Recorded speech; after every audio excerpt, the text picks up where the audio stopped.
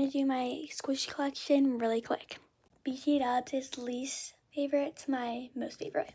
First, I have these like really annoying fruits that like pop so much. Then I have these Nido Mac and Squeeze. They're just like do nothing. And I like this one because it's good for ASMR. It's fake. Okay, and then these squishies from Dollar Tree. They're actually really good. Nido Snowball. Then it's my Nido Razzle Dazzle. Then it's my puppies. Then it's my donut. Then it's this egg from Walgreens. Then it's my cheese. Then it's my duck. Then it's my butter. Last but not least, my most favorite and the most rare I have is the Nido jellyfish.